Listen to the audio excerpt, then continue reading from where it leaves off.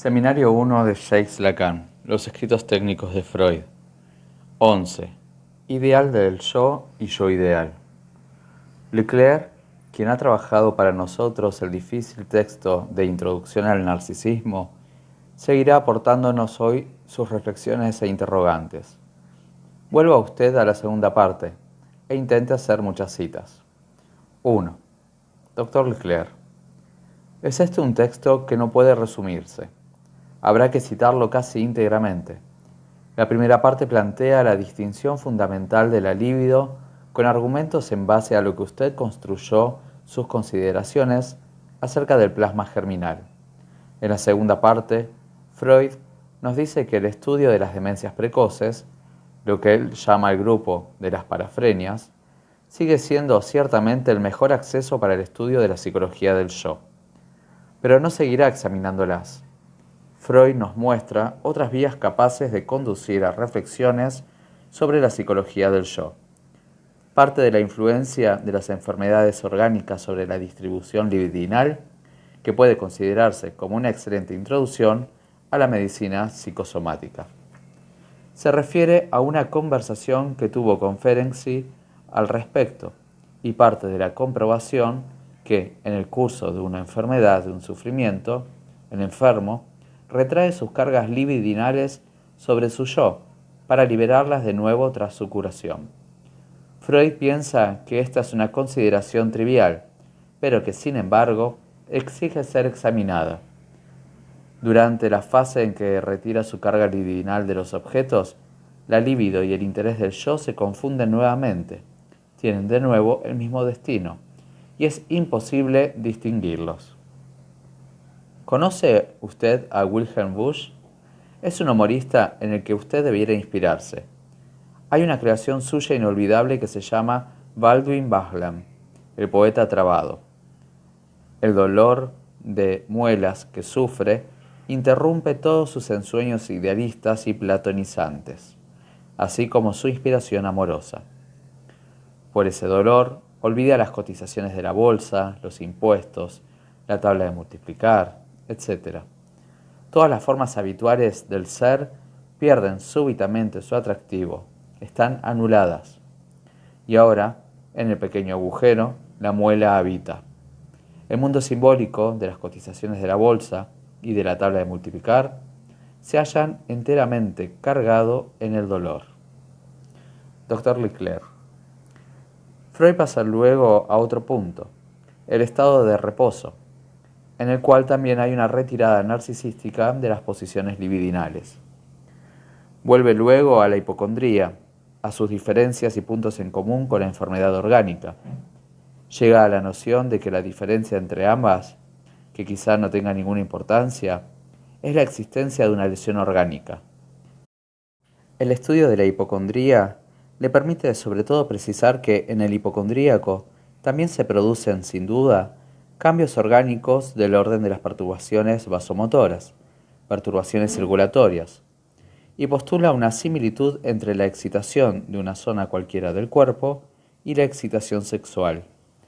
Introduce la noción de erogeneidad, de zonas erógenas que pueden, dice Freud, reemplazar lo genital y comportarse como él, es decir, ser la sede de manifestaciones y descargas.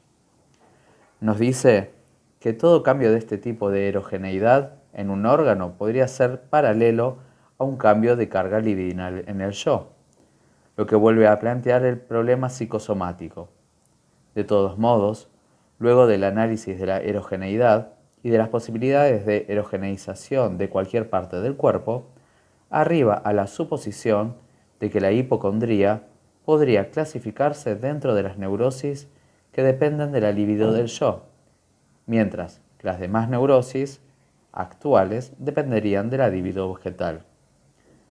Tuve la impresión que este pasaje, que en el conjunto de la segunda parte forma una especie de párrafo, es menos importante que el segundo párrafo de la segunda parte, en el cual Freud define los dos tipos de elección objetal.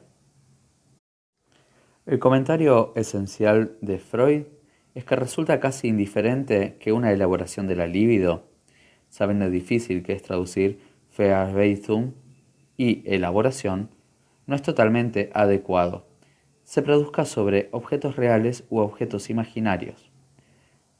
La diferencia solo aparece más tarde, cuando la orientación de la libido se efectúa sobre objetos irreales.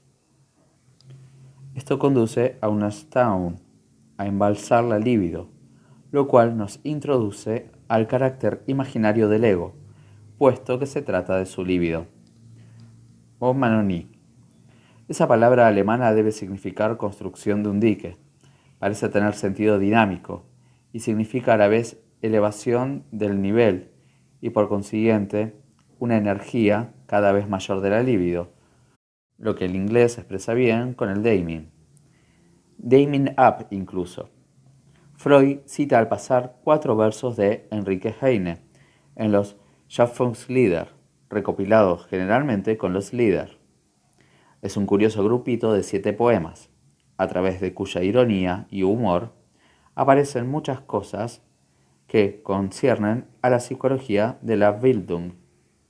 Freud se plantea el problema de saber por qué el hombre sale del narcisismo, por qué el hombre está insatisfecho. En ese momento verdaderamente crucial de la demostración científica, Freud nos ofrece los versos de Heine.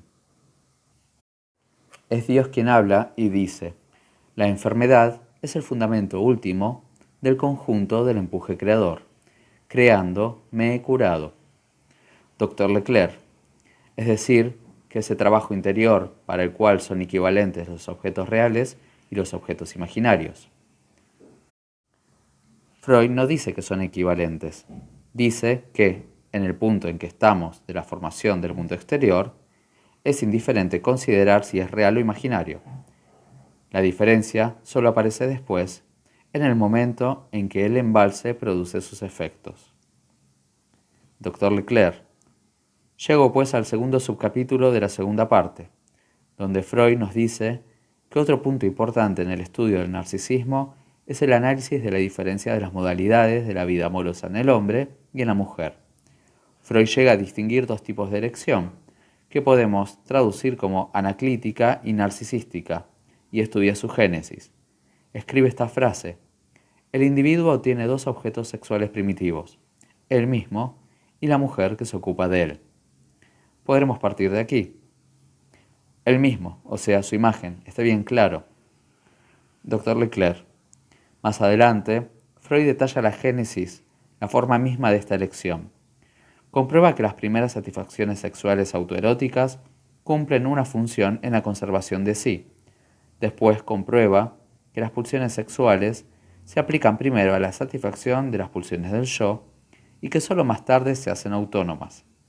Así, el niño ama primero al objeto que satisface sus pulsiones del yo, es decir, a la persona que se ocupa de él. Por último, Freud define el tipo narcisístico de erección objetal, patente sobre todo, dice, en quienes el desarrollo libidinal estuvo perturbado, es decir, en los neuróticos. Dr. Leclerc. Estos 2 tipos fundamentales corresponden, no los había enunciado, a los 2 tipos fundamentales, masculino y femenino. Los 2 tipos, narcisístico y Anlehnung. Dr. Leclerc. Anlehnung tiene una significación de apoyo. La noción de Anlehnung no carece de relación con la noción de dependencia desarrollada posteriormente, pero es una noción más amplia y más rica. Freud hace una lista de los diferentes tipos de fijación amorosa, que excluye toda referencia a lo que podría llamarse una relación madura, ese mito del psicoanálisis. Existe ante todo en el campo de la fijación amorosa de la Verliebtheit el tipo narcisístico. Está fijado pues se ama primero lo que uno mismo es, vale decir, como Freud lo precisa entre paréntesis, uno mismo.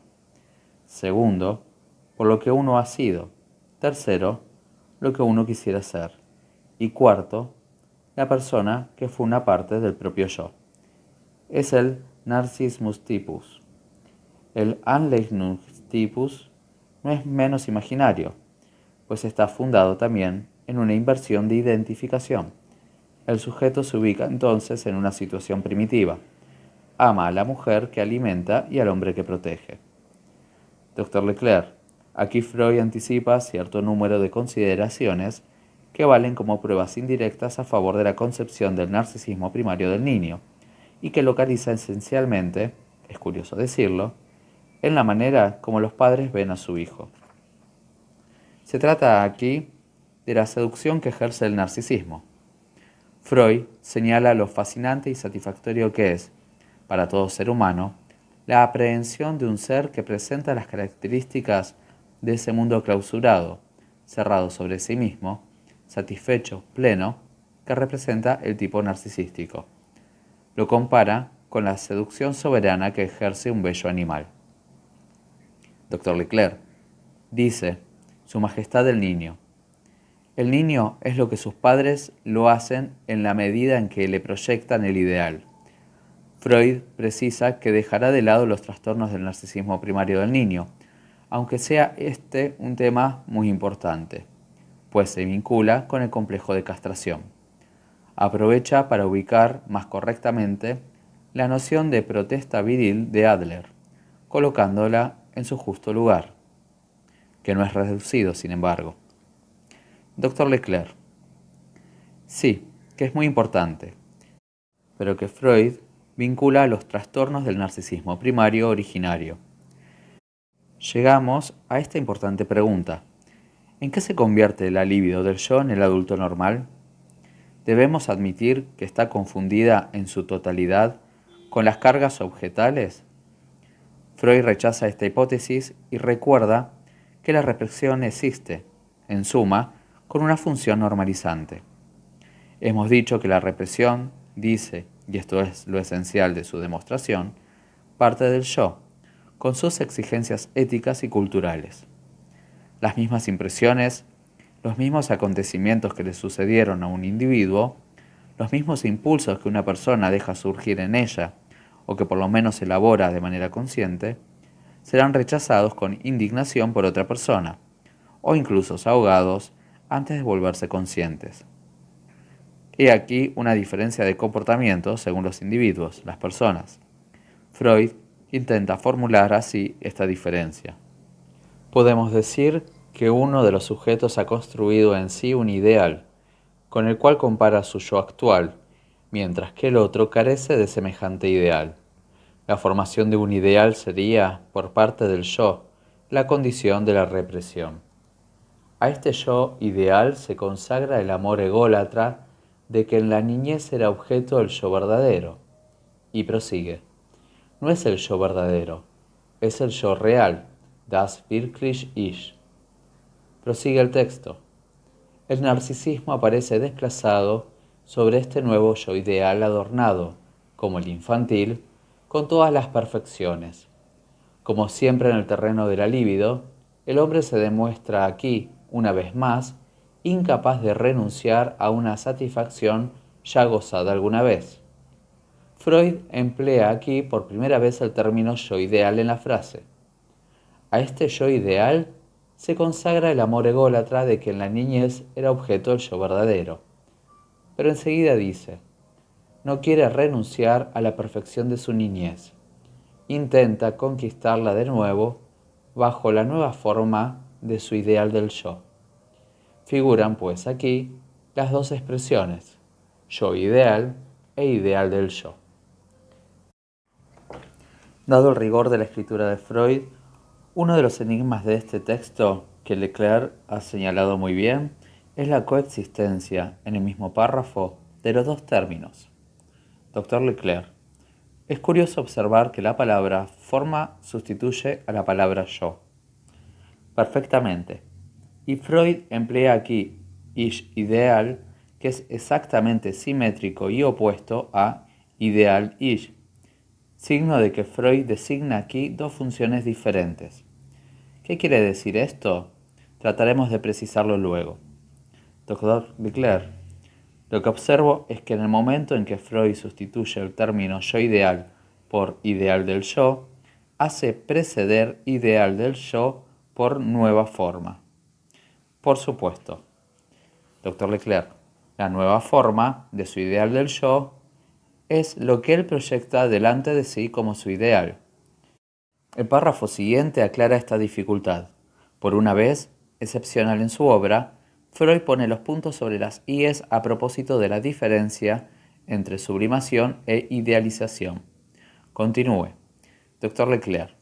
Freud formuló pues la existencia del yo ideal, que luego llama ideal del yo, o forma del ideal del yo. Dice que no hay sino un paso desde este punto a la investigación de las relaciones entre la formación del ideal y la sublimación. La sublimación es un proceso de la libido objetal. Por el contrario, la idealización concierne al objeto que es agrandado, elevado, sin modificaciones en su naturaleza. La idealización es posible tanto en el dominio de la libido del yo como en el de la libido objetal. Es decir que, una vez más, Freud coloca ambas libidos en el mismo plano. Dr. Leclerc. La idealización del yo puede coexistir con una sublimación fallida. La formación del ideal del yo aumenta las exigencias del yo y favorece al máximo la represión. Uno está en el plano de lo imaginario, el otro en el plano de lo simbólico, ya que la exigencia del ich ideal encuentra su lugar en el conjunto de las exigencias de la ley. Dr. Leclerc. La sublimación ofrece, por lo tanto, el atajo para satisfacer esa exigencia sin acarrear la represión.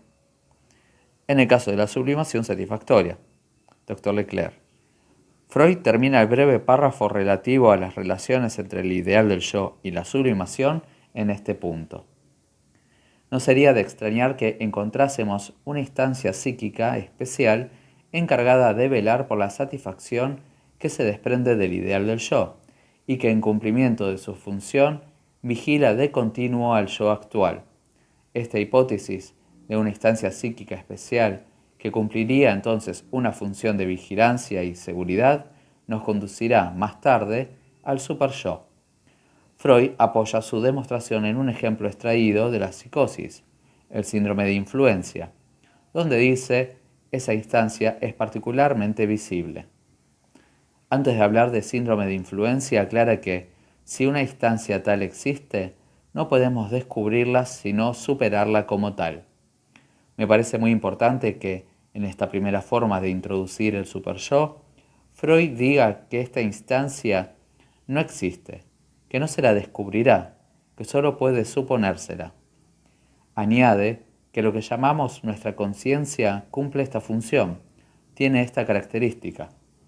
Los enfermos de este tipo se quejan de estar vigilados, de oír voces, de que se conoce su pensamiento, de que se los observa. Tienen razón, dice Freud. Esta queja está perfectamente justificada y corresponde a la verdad.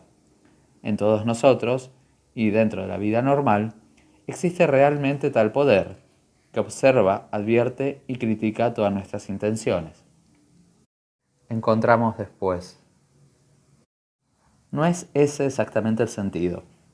Freud dice que si una instancia tal existe, no es posible que sea algo que aún no hayamos descubierto. Los ejemplos que elige muestran que la identifica con la censura.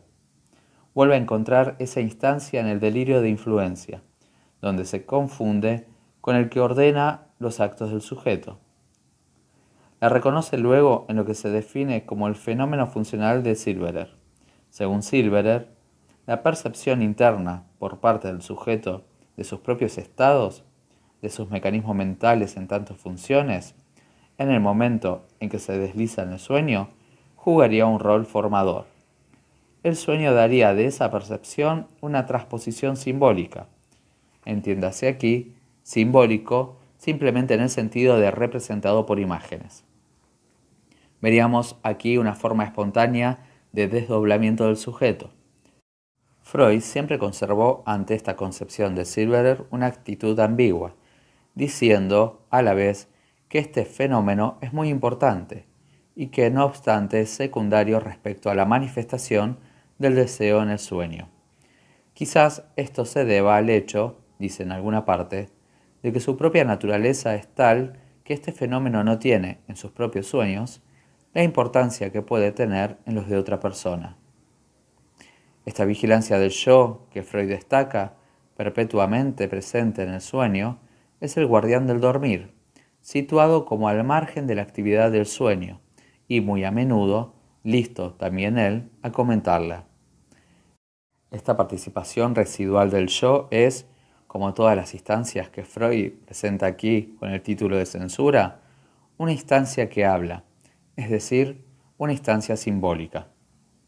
Dr. Leclerc, hay luego algo así como una tentativa de síntesis en la que se aborda la discusión del sentimiento de sí en el individuo normal y en el neurótico. El sentimiento de sí tiene tres orígenes: la satisfacción narcisista primaria, el criterio de éxito, es decir, la satisfacción del deseo de omnipotencia, y la gratificación recibida de los objetos de amor. Estas son las tres raíces que Freud parece retener del sentimiento de sí. Creo que no es necesario aquí abordar en detalle su discusión. Preferiría volver a la primera de las observaciones complementarias. Esta me parece extremadamente importante. El desarrollo del yo consiste en un alejamiento del narcisismo primario y crea una intensa tendencia a reconquistarlo. Este alejamiento sucede mediante el desplazamiento de la libido sobre un ideal del yo, impuesto desde el exterior, y la satisfacción es proporcionada por el cumplimiento de este ideal. El yo pasa, pues, por una especie de alejamiento, de término medio, que es el ideal, y vuelve después a su posición primitiva. Se trata de un movimiento que, me parece, es la imagen misma del desarrollo. O'Mahony, la estructuración. Sí, la estructuración es muy acertado. Dr. Leclerc. Sería preciso aclarar este desplazamiento de la libido sobre un ideal, porque una de dos: o el desplazamiento de la libido se efectúa una vez más sobre una imagen del yo, es decir, sobre la forma del yo, a la que se llama ideal, porque no es semejante a la que está actualmente allí, o a aquella que allí ha estado, o bien se llama ideal del yo a algo que está más allá de la forma del yo, que es propiamente un ideal y que se acerca más a la idea a la forma. De acuerdo, Dr. Leclerc. En este sentido se advierte, me parece, toda la riqueza de la frase, pero también cierta ambigüedad, en la medida en que, si se habla de estructuración, es porque se considera el ideal del yo como forma de ideal del yo. Pero esto no está precisado en el texto. Señor Hippolyte, ¿podría usted volver a leer la frase de Freud? Dr. Leclerc. El desarrollo del yo consiste en un alejamiento del narcisismo primario y crea una intensa tendencia a conquistarlo de nuevo. Señor Hippolyte, ¿alejamiento es Entfernung? Sí, es Entfernung exactamente. Señor Hippolyte, ¿pero acaso hay que entender esto como engendramiento del ideal del yo? No, del ideal del yo Freud habla antes. El alejamiento se efectúa por un desplazamiento de la libido sobre un ideal del yo impuesto desde el exterior. La satisfacción surge de la realización de ese ideal, evidentemente en la medida en que hay realización de ese ideal. Señor Hippolyte, irrealizable, porque a fin de cuentas es el origen de la trascendencia, destructora y atrayente. Dr. Leclerc. Sin embargo, no está explícito. La primera vez que Freud habla del yo ideal es para decir que ahora el amor a sí mismo se dirige hacia ese yo ideal. O'Mahony.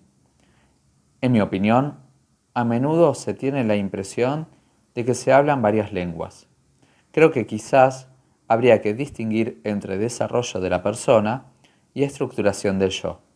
Algo así nos permitiría entendernos, porque lo que se estructura es en efecto un yo, pero en un ser que se desarrolla. Sí, estamos en la estructuración, exactamente allí donde se desarrolla toda la experiencia analítica, en la unión de lo imaginario y lo simbólico. Hace un rato, Leclerc planteó el interrogante acerca de la función de la imagen y la función de lo que él llamó la idea. Sabemos que la idea nunca vive sola, vive con todas las otras ideas, ya nos lo enseñó Platón. Para esclarecer un poco todo esto, empecemos a hacer funcionar el aparatito que les muestro desde hace varias sesiones. 2. Partamos del animal. Un animal también ideal, es decir, logrado. El animal no logrado es aquel que hemos podido capturar. Ese animal ideal nos ofrece una visión de completitud, de realización, porque supone el ajuste perfecto, incluso la identidad del Innenwelt y el Umwelt. Allí reside la seducción de esa forma viva, que despliega armoniosamente su apariencia. ¿Qué nos muestra al respecto el desarrollo del funcionamiento instintual? La extrema importancia de la imagen. ¿Qué es lo que funciona en la puesta en marcha del comportamiento complementario del picón macho y del picón hembra? Algunas gestalten. Simplifiquemos y consideremos este funcionamiento solo en un momento determinado. El sujeto animal, macho o hembra, está como captado por una gestalt. El sujeto se identifica literalmente al estímulo desencadenante. El macho está capturado en la danza en zigzag a partir de la relación que se establece entre él mismo y la imagen que ordena el desencadenamiento del ciclo de su comportamiento sexual. La hembra también está capturada en esa danza recíproca. No se trata solamente de la manifestación exterior de algo que siempre tiene un carácter de danza, de gravitación de dos cuerpos. Es este, hasta hoy, uno de los problemas más difíciles de resolver en física, pero que en el mundo natural se ha realizado armoniosamente en la relación de pareo.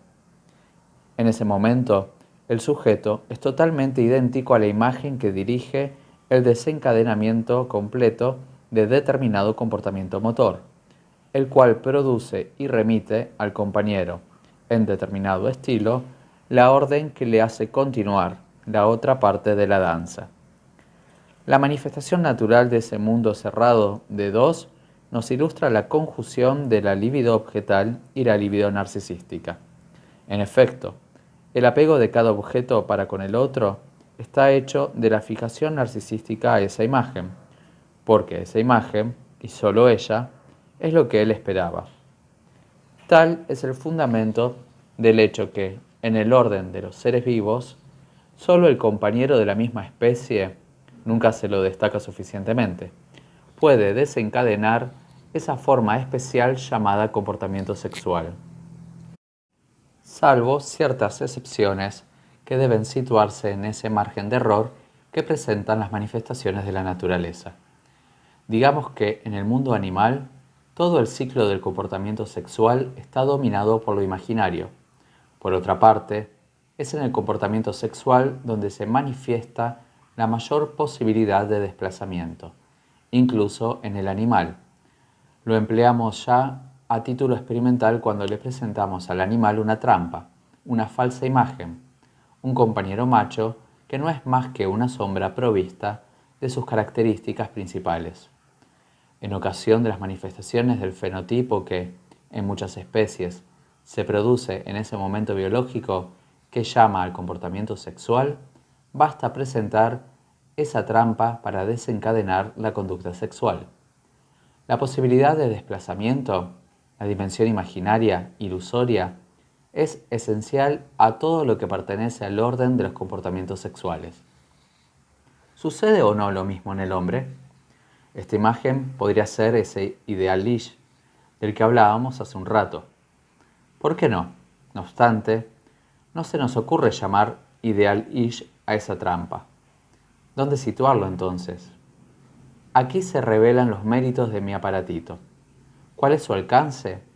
Ya he explicado el fenómeno físico de la imagen real que puede ser producida por el espejo esférico, ser vista en su lugar, insertarse en el mundo de los objetos reales, ser enfocada al mismo tiempo que los objetos reales, aportar incluso a estos objetos reales una ordenación imaginaria, incluirlos, excluirlos, situarlos, completarlos. Esto no es más que el fenómeno imaginario que les detallé en el animal. El animal hace coincidir un objeto real con la imagen que está en él. Más aún, diría, tal como está indicado en los textos de Freud, que la coincidencia entre imagen y objeto real la refuerza, le da cuerpo, la encarna. En ese momento, se desencadenan comportamientos que guiarán al sujeto hacia su objeto por intermedio de la imagen. ¿Se produce esto en el hombre? Como sabemos, las manifestaciones de la función sexual en el hombre se caracterizan por un desorden eminente. Nada se adapta. Esa imagen, en torno a la cual nosotros, psicoanalistas, nos desplazamos, presenta, ya sea en la neurosis o en la perversión, una especie de fragmentación, de estallido, de despedazamiento, de inadaptación, de inadecuación. Existe una especie de juego de escondite entre la imagen y su objeto normal. Suponiendo que adoptemos el ideal de una norma en el funcionamiento de la sexualidad, ¿cómo podemos entonces representarnos el mecanismo por el cual esa imaginación en desorden llega finalmente, sin embargo, a cumplir su función? Trato de utilizar términos sencillos para guiarlos adecuadamente en el pensar. Se podrían emplear otros más complicados, pero se dan cuenta que esta realmente es la pregunta que se plantean apasionadamente los analistas, rascándose energéticamente la cabeza ante todo el mundo. Tomen cualquier artículo, por ejemplo, el último que les leí de nuestro querido Michel Valint, cuya próxima visita y llegada a nuestra sociedad les anuncio. Plantea la cuestión de saber qué es el fin del tratamiento. En la última sesión de nuestro ciclo de este trimestre, quisiera, tal vez no lo haré, no sé, dependerá de mi inspiración, quisiera hablarles de la terminación del análisis. Daremos así un salto. ¿Pero acaso nuestro análisis de los mecanismos de la resistencia y de la transferencia no nos los permite? Pues bien, ¿qué es el fin del tratamiento? ¿Es acaso análogo a la finalización de un proceso natural? El amor genital, ese el dorado prometido de los analistas y que con toda imprudencia prometemos a nuestros pacientes, ¿es acaso un proceso natural? Por el contrario, ¿no se trata acaso de una serie de aproximaciones culturales que solo pueden realizarse en algunos casos? ¿Depende entonces el análisis, su terminación, de toda clase de contingencias? ¿De qué se trata sino de ver cuál es la función del otro humano, en la adecuación de lo imaginario y lo real? Volvemos a encontrar el pequeño esquema. Le añadí en la última reunión un perfeccionamiento que constituye una parte esencial de lo que intento demostrar. La imagen real solo puede verse de manera consistente en determinado campo del espacio real del aparato, el campo que está delante del aparato, constituido por el espejo esférico y el ramillete invertido. Hemos situado el sujeto en el borde del espejo esférico, pero sabemos que la visión de una imagen en el espejo plano es exactamente equivalente, para el sujeto, a lo que sería la imagen del objeto real para un espectador que estuviese más allá de ese espejo, en el lugar mismo en que el sujeto ve su imagen. Podemos, pues, reemplazar el sujeto por un sujeto virtual, SB, situado en el interior del cono que delimita la posibilidad de la ilusión, o sea, en el campo de X' y'. El aparato que he inventado muestra, pues, que, estando colocado en un punto muy cercano a la imagen real, puede vérsela, no obstante, en un espejo en estado de imagen virtual. Esto es lo que se produce en el hombre. ¿Cuál es su resultado? Una simetría muy particular. En efecto, el sujeto virtual, reflejo del ojo mítico, es decir, el otro que somos, está allí donde primero hemos visto a nuestro ego, fuera nuestro en la forma humana. Esta forma está fuera nuestro, no en tanto está hecha para captar un comportamiento sexual, sino en tanto está fundamentalmente vinculada con la impotencia primitiva del ser humano. El ser humano solo ve su forma realizada, total, el espejismo de sí mismo, fuera de sí mismo. Esta noción no figura aún en el artículo que estudiamos, solo surgirá más tarde en la obra de Freud.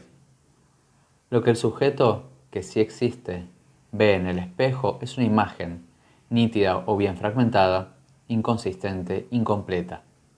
Esto depende de su posición en relación a la imagen real. Demasiado cerca de los bordes se ve mal. Todo depende de la incidencia particular del espejo. Solo en el cono puede obtenerse una imagen nítida. De la inclinación del espejo depende, pues, que veamos más o menos perfectamente la imagen. En cuanto al espectador virtual, aquel al cual ustedes sustituyen mediante la ficción del espejo para ver la imagen real, basta que el espejo plano esté inclinado de cierto modo, para que esté en el campo desde donde se ve muy mal. Por este solo hecho, también ustedes ven muy mal la imagen en el espejo. Digamos que esto representa la difícil acomodación de lo imaginario en el hombre. Podemos suponer ahora que la inclinación del espejo plano está dirigida por la voz del otro. Esto no existe a nivel del estadio del espejo, sino porque se ha realizado posteriormente en nuestra relación con el otro en su conjunto, la relación simbólica. Pueden comprender entonces que la regulación de lo imaginario depende de algo que está situado de modo trascendente, como diría Hippolyte, siendo lo trascendente en esta ocasión ni más ni menos que el vínculo simbólico entre los seres humanos. ¿Qué es el vínculo simbólico? Para poner los puntos sobre las íes, digamos que, socialmente, nos definimos por intermedio de la ley. Situamos a través del intercambio de símbolos nuestros diferentes yos los unos respecto a los otros. Usted es Manoní y yo Jacques Lacan. Estamos en determinada relación simbólica que es compleja, según los diferentes planos en que nos coloquemos, según estemos juntos en la comisaría, en esta sala o de viaje. En otros términos, la relación simbólica define la posición del sujeto como vidente. La palabra, la función simbólica, define el mayor o menor grado de perfección, de completitud, de aproximación de lo imaginario.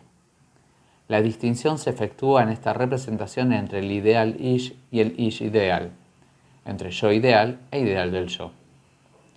El ideal del yo dirige el juego de relaciones de la que depende toda relación con el otro. Y de esta relación con el otro depende el carácter más o menos satisfactorio de la estructuración imaginaria. Semejante esquema ilustra que lo imaginario y lo real actúan al mismo nivel. Para comprenderlo, basta perfeccionar un poco más el aparato. Supongan que este espejo es un vidrio. Ustedes se ven en el vidrio y ven los objetos que están más allá. Se trata justamente de eso, de una coincidencia entre ciertas imágenes y lo real. ¿De qué otra cosa hablamos cuando evocamos una realidad oral, anal, genital, es decir, cierta relación entre nuestras imágenes y las imágenes? Hablamos justamente de las imágenes del cuerpo humano y de la humanización del mundo, su percepción en función de imágenes ligadas a la estructuración del cuerpo. Los objetos reales, que pasan por intermedio del espejo y a través de él, están en el mismo lugar que el objeto imaginario. Lo propio de la imagen es la carga por la libido. Se llama carga libidinal a aquello por lo cual un objeto deviene deseable, es decir, aquello por lo cual se confunde con esa imagen que llevamos en nosotros, de diversos modos y en forma más o menos estructurada. Este esquema permite pues la representación de la diferencia, que Freud siempre establece cuidadosamente, y que a menudo resulta enigmática para los lectores, entre regresión tópica y regresión genética, arcaica, la regresión en la historia, como también se nos enseña a denominarla. Según la inclinación del espejo, la imagen del espejo esférico se obtiene, en forma más o menos bien lograda, en el centro o en los bordes. Incluso puede concebirse que se la pueda modificar. ¿Cómo se transforma finalmente la boca originaria en falo? Quizá resultaría más fácil comprenderlo construyendo con este fin un divertido pequeño modelo de física. Esto representa que, en el hombre, no puede establecerse ninguna regulación imaginaria, verdaderamente eficaz y completa, si no es mediante la intervención de otra dimensión. Esto es lo que busca al menos míticamente el análisis. ¿Cuál es mi deseo? ¿Cuál es mi posición en la estructuración imaginaria? Esta posición solo puede concebirse en la medida en que haya un guía que esté más allá de lo imaginario, a nivel del plano simbólico, del intercambio legal, que solo puede encarnarse a través del intercambio verbal entre los seres humanos. Ese guía que dirige al sujeto es el ideal del yo. La distinción es absolutamente esencial y nos permite concebir lo que ocurre en el análisis en el plano imaginario y que se llama transferencia. Para captarla, este es mérito del texto de Freud, hay que comprender qué es la Verliebtheit, el amor. El amor es un fenómeno que ocurre a nivel de lo imaginario y que provoca una verdadera subducción de lo simbólico, algo así como una anulación, una perturbación de la función del ideal del yo. El amor vuelve a abrir las puertas, como escribe Freud sin ambajes, a la perfección. El ich ideal, el ideal del yo, es el otro en tanto hablante. El otro en tanto tiene conmigo una relación simbólica, sublimada, que nuestro manejo dinámico es a la vez semejante y diferente a la libido imaginaria. El intercambio simbólico es lo que vincula entre sí a los seres humanos, o sea, la palabra, y en tanto tal permite identificar al sujeto. No hay aquí metáfora. El símbolo da a luz seres inteligentes, como dice Hegel.